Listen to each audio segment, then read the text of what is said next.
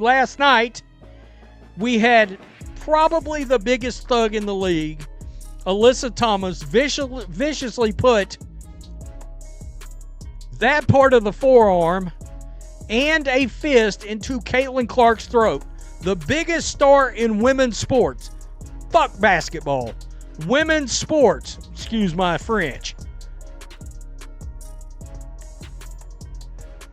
What happens in a single press conference when a coach gets caught between defending her superstar and covering up her own failures? You're about to find out exactly how Stephanie White used Caitlin Clark as a shield to escape accountability for one of the worst coached games of the season.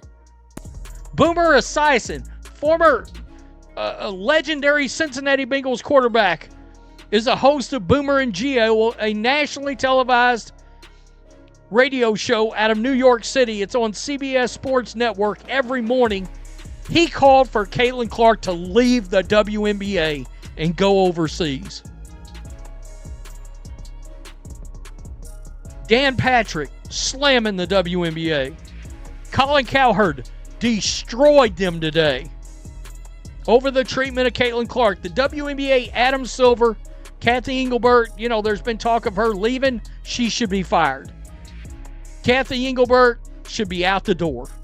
You want to understand what really happened in the Fever's overtime loss to Connecticut on May 14th, 2024? Forget the final possession for a second. Forget the free throw disparity. Forget that egregious throat push that should have been called. Those are all real problems, but they're not the story. The actual story is buried in a single press conference moment that reveals everything about how Stephanie White coaches Caitlin Clark. A reporter shows White the clip. Alyssa Thomas pushes Caitlin directly in the throat during live play. No whistle, no review, nothing, and watch what happens next. Suddenly, everything changes. Suddenly, Stephanie White knows exactly who Caitlin Clark is. Suddenly, she's outraged about officiating. Suddenly, she's standing up for her superstar like she's been doing it all season long. But here's the problem with this moment. Here's what makes it so calculated and so revealing. Where was this energy in the first quarter? Before going further, if you're enjoying this video, don't forget to smash that subscribe button. It really helps us keep bringing you the content you love. Share this video with your friends so they don't miss out on all the drama and excitement. Making contact with her fist to the throat area of Indiana Fever Caitlin Clark. It was announced today by the WNBA. The incident for which Thomas was deemed to have committed the non-basketball act occurred at the 6:52 remaining in the second quarter of the Mercury's 111-109 win over the Fever last night at Gainbridge Fieldhouse. Per WNBA rule, the league office has the option, following its review of any game, to reclassify a flagrant foul or to classify a flagrant any foul not called as such during a game and impose a fine or suspension. Thomas will serve her suspension June 27th when the Mercury visit the Toronto Tempo. It says they have the ability to impose a fine or suspension. It does not say the suspension has to be one game. First quarter, Caitlin Clark comes out and she's not just playing well. She's not just having a good night. She's absolutely cooking. 13 points. The Connecticut Sun has zero answer for her. Defenses are scrambling. Indiana is in complete control. The offense is flowing through her. Every touch matters. Every possession is dangerous. This is what dominance looks like in real time in the biggest moments against quality competition. This is the scenario you dream about as a coach. Your superstar is hitting. Your team is executing. You're building a lead that should carry through the entire game. You're taking a team out of their rhythm. You're establishing early control that Connecticut can't fight back from. The Fever are in the driver's seat because Caitlin Clark is playing at an elite level that Connecticut simply cannot match. So what happens? Stephanie White pulls her out. With 2 minutes left in the quarter, Caitlin gets benched.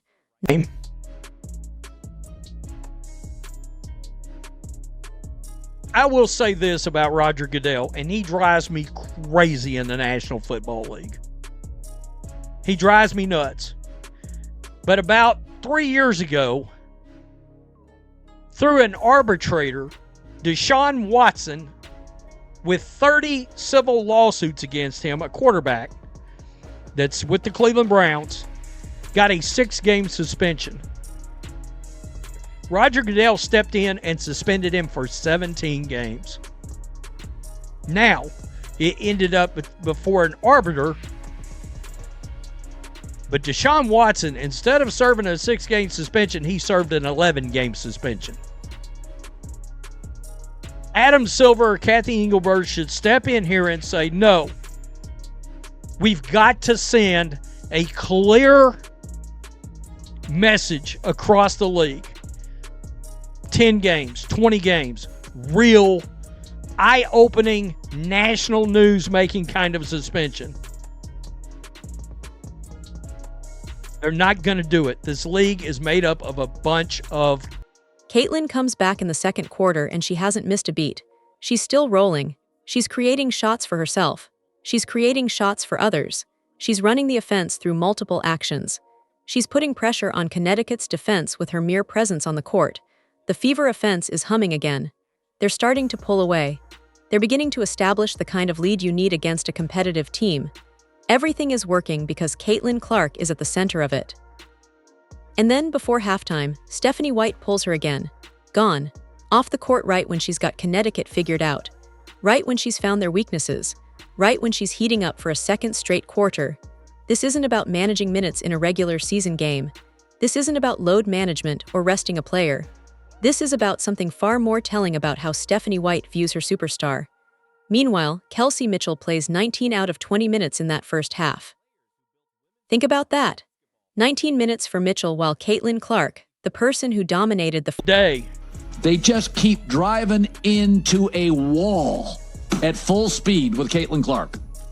They now have a commemorative poster of 30 years of the WNBA. Caitlin Clark's not on it. And it's not just like an ode to the veterans that started the league. Paige Beckers and Angel Reese are on it. And Caitlin Clark's not. You guys, when she broke into the league, you moved her road games to bigger arenas to accommodate the fans. You were flying the last 6 rows of Southwest Airlines until she made such an impact, you transitioned, pivoted to private jets. And she's not on the 30-year poster. But Paige Beckers and Angel Reese are. What? I mean, recently there were TV games. Hers got double the rating of Asia Wilson, the best player in the league, the 3-time champ and the 4-time MVP. Double the rating. This is a paranoid, weird, insular league. And everybody, older golfers were a little annoyed and irritated when young Tiger Woods got all the love and all the coverage. But about, a couple of months later, they went like, hey, wait, the purses have gone up. We're all getting richer, and they got over it. Third quarter arrives and Caitlin comes out aggressive. She's trying to retake control of the game. She's trying to remind Connecticut who the best player on the court is. She's pushing the pace. She's being aggressive with the ball. She's taking what the defense gives her. And then it happens. She has a turnover, a mistake, a bad decision. Something that every player in the NBA and WNBA does multiple times per game. Stephanie White's response? Immediate benching. Not a quick reset conversation. Not a let's talk about this. An extended stretch on the bench. The message it sends is crystal clear. Make a mistake, you're sitting. You're done for a significant portion of the game. You're going to pay for that turnover with bench time. Now here's where the coaching philosophy becomes really telling. Michael Jordan had turnovers. LeBron James has bad possessions. Stephen Curry has shots that don't fall. Every great player in basketball history, every generational talent, every superstar has had moments where they make mistakes. And great coaches They got over the Tiger thing pretty quickly. WNBA can't get over this. And people are very critical of commissioners. I'm not. I think Goodell's A++. I think Rob Manfred's been on a 3-4 year heater, and Adam Silver got $77 billion in the TV deal. Guy's brilliant. But Kathy Engelbert, what are you doing? You're not heavily promoting her to the Olympics. You should have been totally outraged for the game. You can't put her on the 30-year poster. The officiating's awful and way too physical. Way too physical. The NBA allows physicality in the finals when the season's at the very end. But they want to keep their players healthy for the regular season and early rounds of the playoffs. Why hurt your content? Adam Silver in the league now. You get to the finals, that's a man's game. Wemby, good luck. WNBA regular season is officiated like UFC. There's no eye gouging, but almost everything else.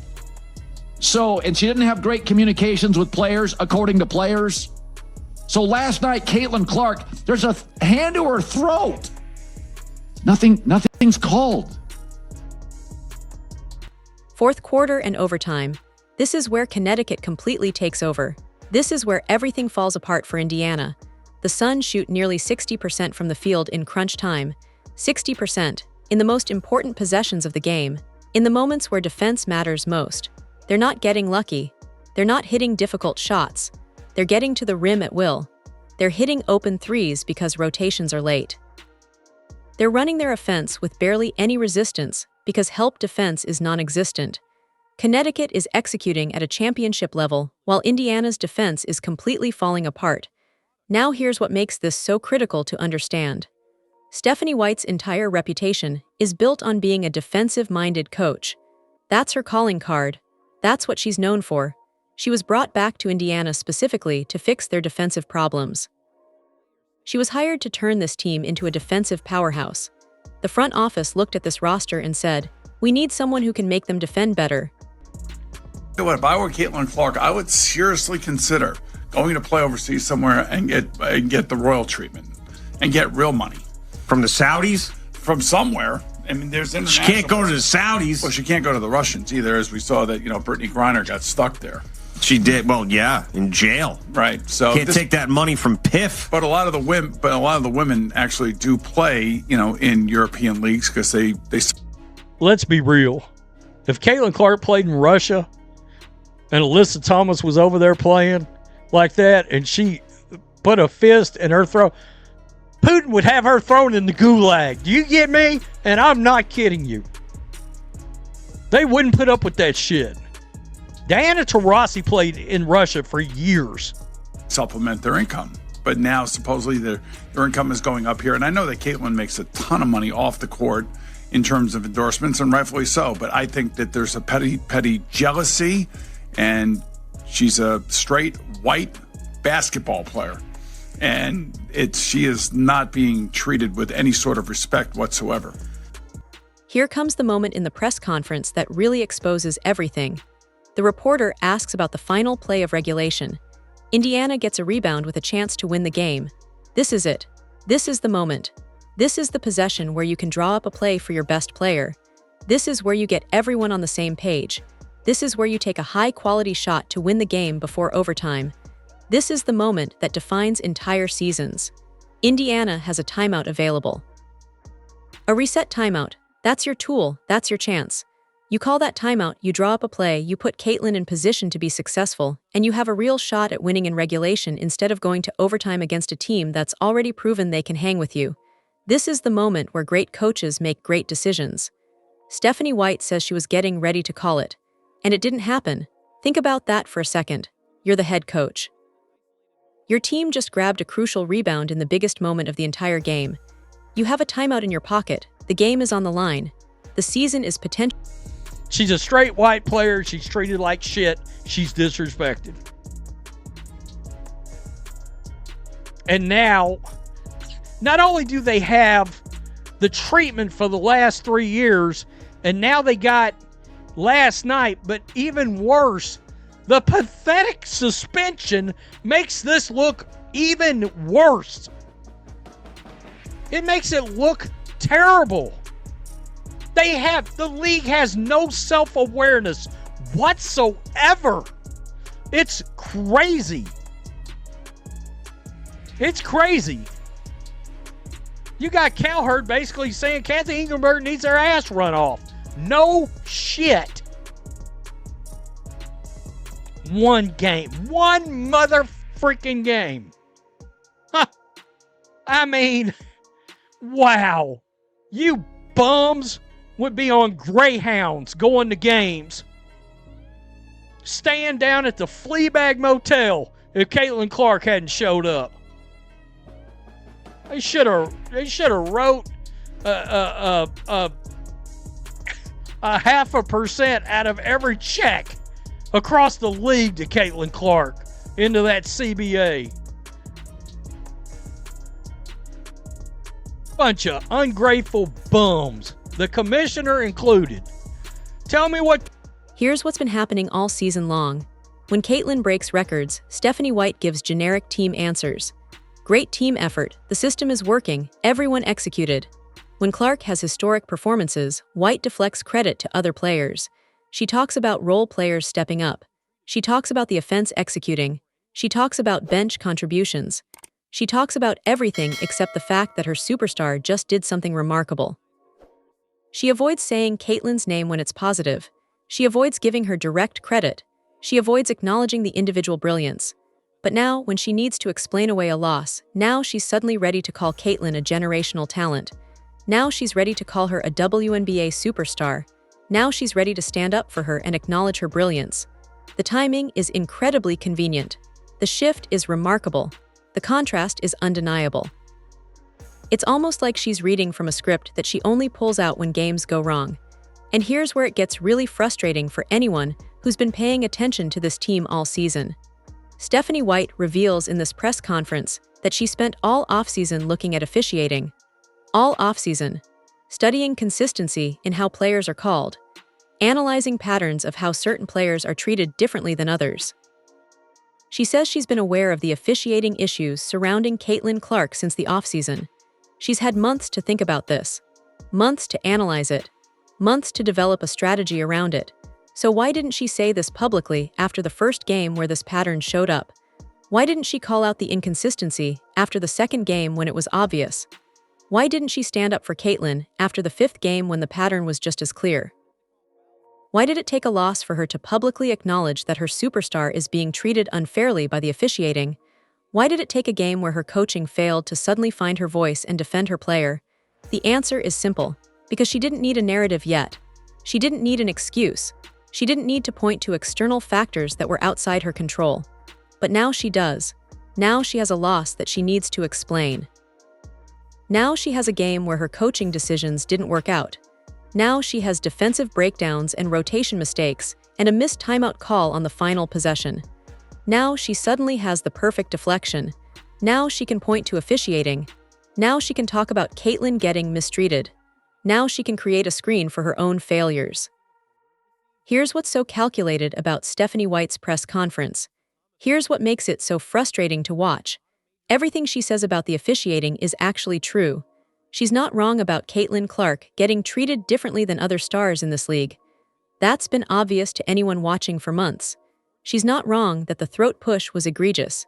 She's not wrong that physical play against Clark often crosses the line into dangerous territory.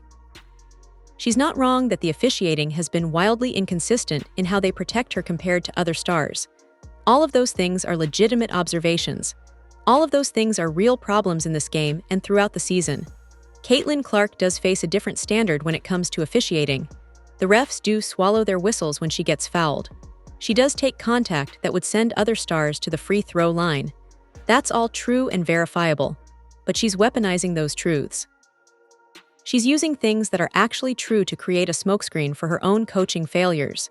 It's a masterclass in deflection. It's a textbook example of how to take a legitimate criticism of someone else and use it as a shield against legitimate criticism of yourself. Because the truth is, Caitlin Clark does get treated unfairly by the referees. Connecticut did get more free throws than they deserved in this game. The throat push was egregious and should have been called. The physical play against Caitlin throughout this game crossed lines that should have been whistled. All of those things are true, but none of those things lost this game for Indiana. Stephanie White lost this game. Her rotation decisions lost it. Her decision to pull Caitlin when she was hot lost it. Her decision to keep Caitlin benched in the third quarter after one turnover lost it. Her defensive schemes that allowed Connecticut to shoot 60% in crunch time lost it. Her failure to call a timeout on the final possession lost it. Her inability to execute on the most critical moment of the game lost it. And in a press conference where she could have owned any of those failures, where she could have taken responsibility for coaching mistakes, she instead pointed to something that's undeniably true but ultimately irrelevant to why this specific game was lost. She created a narrative that allows her to acknowledge Caitlin as a superstar while simultaneously deflecting from her own coaching mistakes. She used Caitlin's legitimate grievances as a tool to escape accountability. She weaponized her players' mistreatment to explain away her own failures. That's genius if you think about it from a strategic standpoint. That's despicable if you think about it from a leadership standpoint. Because what Stephanie White just did is use her superstar's pain as a shield for her own coaching errors. Caitlin Clark is being treated unfairly by the referees. That's true. She deserves better protection and consistency from the officiating crew. That's also true. But you know what else is true? She deserves a head coach who stands up for her every single game, not just when it benefits the coaching narrative. She deserves a coach who acknowledges her talent consistently, not only when losses need explaining. She deserves a coach who shows up for her when she's winning and when she's struggling. She deserves unconditional support. More than that, Caitlin deserves a coach who trusts her. She deserves a coach who knows that superstars have turnovers. Superstars have bad possessions. Superstars have moments where they're not perfect. And great coaches don't punish those moments with extended bench time. Great coaches build their entire system around enabling superstars to be great. They give them freedom. They give them trust. They give them the understanding that the overall value of their presence far exceeds occasional mistakes. They build the player up instead of tearing them down. Caitlin deserves a coach who prioritizes winning when she's hot. When your best player is dominating, you keep her on the court. You don't pull her for rest when she's on a roll against a quality opponent. You don't remove her from the game in moments where she's establishing control. You ride that wave. You let her finish what she started. You trust her to carry you through difficult moments. That's what championship coaches do. That's what Phil Jackson did for Michael Jordan. That's what Greg Popovich does for Tim Duncan. That's what every great coach in basketball history has done for their superstars. Caitlin deserves a coach who builds the game plan around her strengths, not around other players. She's not a role player who fits into someone else's system. She's the system. She's the star that everyone else orbits around. Every rotation decision should be made with one question in mind. Does this help Caitlin Clark be great? If the answer is no, you don't do it. It's that simple. The entire offense should be built to get her touches. The entire defense should be built to keep her fresh. The entire game plan should revolve around maximizing her talents. Caitlin deserves a coach who owns her mistakes instead of using her superstar as a shield. When your team loses because of defensive breakdowns, you talk about defensive breakdowns. When your team loses because of rotation decisions, you talk about rotation decisions. When your team loses because you didn't call a timeout in the most critical moment, you talk about that. You don't point to officiating and create a narrative that makes it seem like external factors cost you the game when your own decisions are actually what lost it. You take responsibility. You show leadership. You own the loss. And most importantly, Caitlin deserves a coach who has her back, publicly and privately, whether she's winning or losing. Not a coach who only acknowledges her greatness when it's convenient. Not a coach who only defends her when it fits a narrative. Not a coach who benches her when she's hot and praises her only in loss. Not a coach who uses her pain as a tool. A coach who believes in her. A coach who supports her. A coach who stands by her side no matter what. This May 14th game against Connecticut isn't just about officiating problems or rotation decisions or defensive breakdowns. This game is a mirror that reflects something much bigger about how this team is being coached. It's a reflection of patterns that have been happening all season long. It's a window into how Stephanie White actually coaches when the pressure is on and decisions matter. Here's what this game reveals. It reveals that Stephanie White is more concerned with explaining losses than with building a system that prevents them. It reveals that she's willing to use her superstar as a tool to deflect from her own failures. It reveals that she doesn't have the trust in Caitlin Clark that championship coaches have in their stars.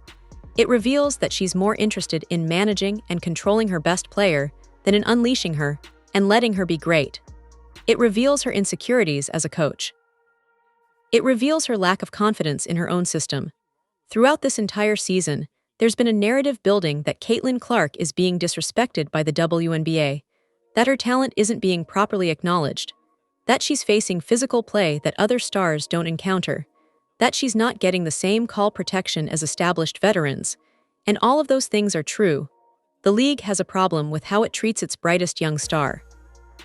But what's also true, and what this press conference reveals so clearly, is that she's also not getting the same level of support from her own head coach that championship-level superstars typically get. Championship coaches have Caitlyn's back from the moment she steps on the court. They build their offense around her. They keep her on the court when she's hot. They trust her to play through mistakes. They stand up for her publicly and consistently. They acknowledge her greatness without hesitation. They move her minutes up and down not based on arbitrary rest schedules, but based on what wins games. Stephanie White has done none of those things consistently. She's benched her when she's dominating. She's pulled her when she's in rhythm. She's publicly acknowledged her talent only when it benefits her narrative. She's used her superstar as a deflection tool in a loss. This game reveals that the biggest obstacle to Caitlin Clark reaching her full potential in this league might not be the officiating or the physical play from opponents. It might be the coach who's supposed to be enabling her to be great. It might be the person who holds the most influence over her minutes, her touches, her confidence, and her development. It might be Stephanie White herself. Stephanie White had all the tools she needed to be a great head coach for this roster. She had a superstar in Caitlin Clark who was willing to work and willing to be great. She had a supporting cast that could execute at a high level. She had the respect of the league. She had the opportunity to build something special. She had the chance to be the coach that Caitlin Clark needed. She had the platform. She had the talent. She had everything. But she chose something different. She chose to manage her superstar like a role player. She chose to acknowledge her talent only when convenient. She chose to build a system that controls rather than unleashes. She chose to deflect from her mistakes rather than owning them. She chose to use her superstar as a shield rather than supporting her as a leader should. She chose the easy path of deflection over the hard work of leadership. And here's the real tragedy. This isn't even a close call. This isn't a gray area where reasonable people can disagree about her coaching philosophy. The evidence is right there in the game. Caitlin had 13 points in the first quarter and got benched. She came back and was cooking in the second quarter and got benched again. Kelsey Mitchell played almost the entire first half while the generational talent sat on the bench. Connecticut shot 60% in crunch time because Indiana's defense fell apart. Stephanie White didn't call a timeout on the final possession when she could have. And then in the press conference, instead of addressing any of these coaching decisions directly, she pointed to officiating as the reason the Fever lost. That's not the behavior of a coach who has faith in her ability to win games. That's not the behavior of a coach who trusts her system. That's the behavior of a coach who knows her decisions were problematic and is looking for external explanations. That's the behavior of a coach who lacks confidence in her own system. That's the behavior of a coach who's not ready to lead a superstar. That's the behavior of a coach who's more interested in protecting her own reputation than in enabling her best player to succeed. Here's the uncomfortable truth that this game exposes. You cannot build a championship with a superstar and a head coach who aren't fundamentally aligned. You can't win when your best player is in rhythm and your coach pulls her for rest. You can't win when your defense falls apart in crunch time and your coach blames the officiating instead of fixing the problem. You can't win when your superstar is dominating and your coach is managing her minutes like she's a role player. You can't win when your head coach doesn't fully trust and support her best player. Championship teams are built on alignment. The superstar and the coach have the same goal. The superstar knows the coach has her back unconditionally. The coach knows the superstar will execute at the highest level. They trust each other implicitly. They communicate constantly. They're working toward the same objective with complete faith in one another. And right now, that alignment doesn't exist between Caitlin Clark and Stephanie White. It's fractured. It's compromised. It's non-existent. This May 14th game is a referendum on that reality. This game shows clearly that when these two aren't aligned, Indiana loses. And the question that needs to be asked is whether they can get on the same page moving forward. Can Stephanie White learn to trust Caitlin the way championship coaches trust their superstars? Can she build a system around Caitlin's strengths instead of managing her weaknesses? Can she acknowledge her superstar's brilliance consistently instead of only when losses need explaining? Can she take responsibility for her failures instead of using her player as a shield? Or is this just the beginning of a pattern that's going to define this season and potentially derail Caitlin Clark's career in Indiana? That's the real question. That's what this game actually reveals. It's not about officiating. It's not about Connecticut playing well. It's about a coach and a superstar who might not be compatible, and what that means for the future of this franchise. It's about whether Stephanie White is actually the right person to lead this team forward. In the end, this isn't about Caitlin Clark needing to be better, it's about Stephanie White needing to be different. Caitlin Clark has shown all season that she's willing to work. She's willing to improve, she's willing to carry a team, she's willing to be great, she's willing to do everything that a superstar should do. What she needs from Stephanie White is simple. She needs trust. She needs support. She needs a coach who believes in her completely and isn't afraid to show it. She needs a coach who will build around her and rely on her and trust her to make big plays in big moments without fear of being benched. Because here's the reality. Caitlin Clark is going to be great whether Stephanie White coaches her or not. That talent is too special. That work ethic is too strong. That competitive fire is too intense. But Caitlin Clark could be legendary if she had a coach who truly believed in her and built a championship system around her. She could be a Hall of Famer with a coach who supported her unconditionally. She could win championships with a coach who trusted her. And right now, she doesn't have that. Right now, she has a coach who benches her when she's hot, who pulls her when she's in rhythm, who only publicly acknowledges